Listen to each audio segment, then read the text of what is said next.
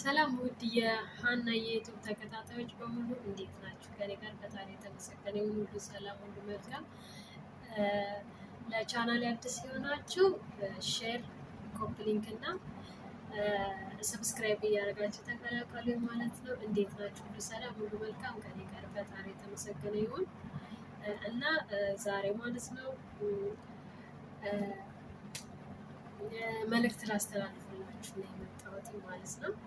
እኛ አረብ ሀገር ያለን እህቶቻችን ወይም ደግሞ ያለን ልጆች ማለት ነው እርስ በርሳችን መመካከር መነጋገር ስላለብንና የሁላችንም ያጋጠመንን የህይወት ገጠመኝ ደግሞ ሼር ብንደራረግ የተመረጠ ይሆናል ብዬ አስባለሁ እና ምክንያቱም አንደኛችን ከአንደኛችን መማር ስለምንችል ማለት ነው እና ዛሬ ላካፍላችሁ የወደድኩት ከዛሬ 2 ዓመት በፊት የገጠመኝን ገጠመኝ ነው እና የዛሬ 2 ዓመት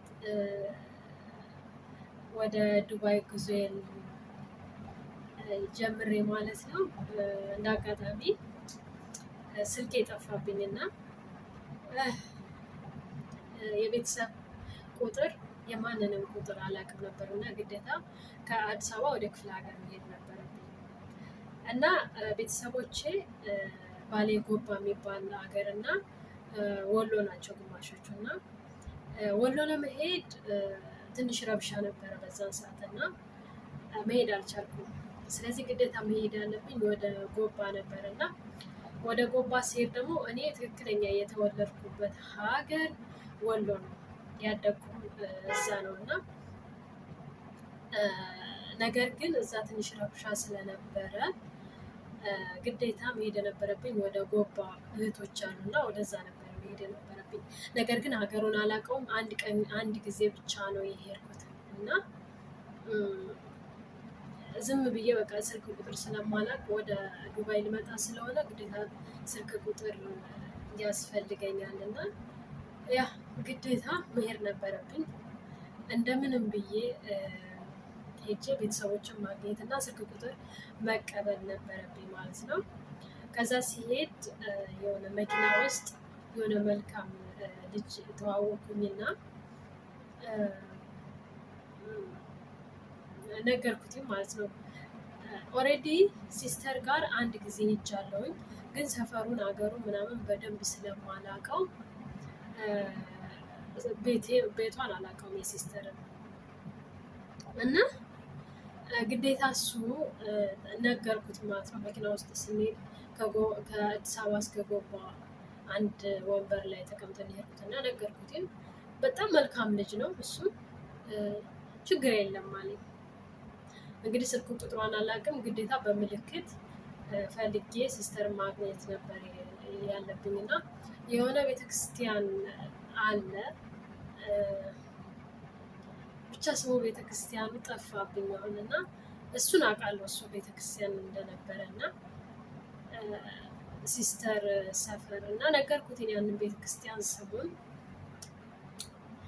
ሰው እግዚአብሔር ይስጠው ሁሉንም ነገር ማታ እሱ ወደ ቤት መግባቱን ትቶ ሲስተሬን ፈላልጎ ምናምን አገኘናት ማለት ነው። ሲስተር እኔም ደስ አለኝ። የቤተሰቦችን ስልክ ተቀብዬ ሳምንት ምናምን ቆይቼ ሲስተሬ ጋር ወደ ዱባይ ጉዞዬን ጀመርኩኝ ማለት ነው።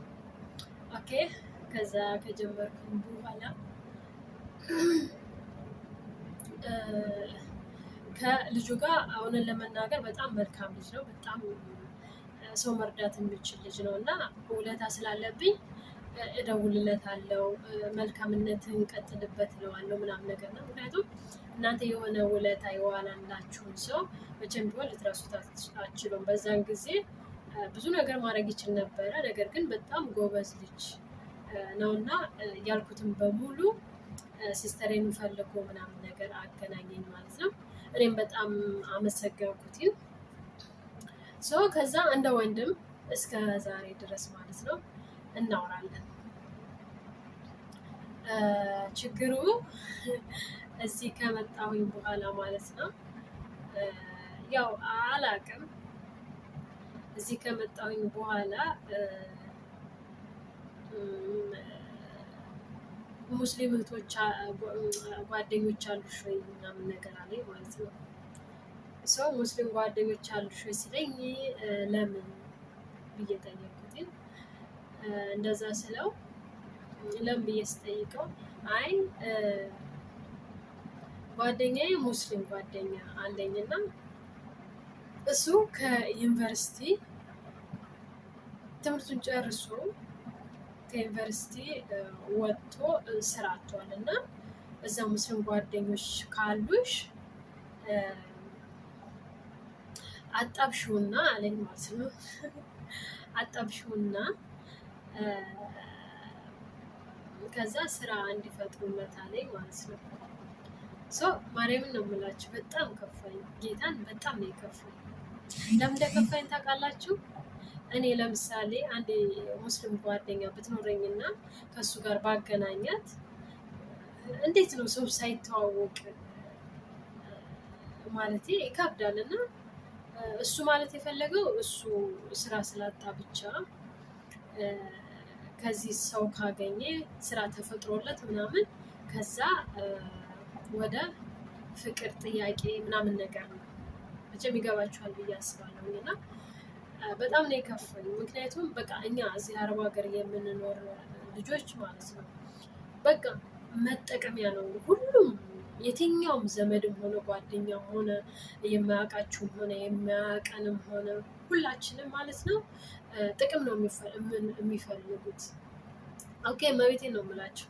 በጣም ነው የከፋኝ። ሰው አሰብኩትን እኔ ማለት ነው እኔ አሁን ላይ የምወዳትን ሙስሊም ጓደኛ ለእሱ እንደዚህ ብዬ እሱ እኮ ቢያንስ ማለት ነው አገሩ ላይ ቁጭ ብሎ ትምህርቱን ተምሮ ጨርሶ ሰው ተዛ እዚህ አረብ ሀገር ያለች ሴት ለሱ የእሱን ህይወት ታስተካክላለች ማለት ነው። እንደገና ደግሞ ለሱ ስራ ትፈልጋለች ማለት ነው። ኦኬ እንደዛ ነው የተረዳሁት እና በጣም ከፋኝ። ሰው ከዛም በኋላ ያው እሱ በመልካም ማስቦት ሊሆን ይችላል ልጁ አላውቅም።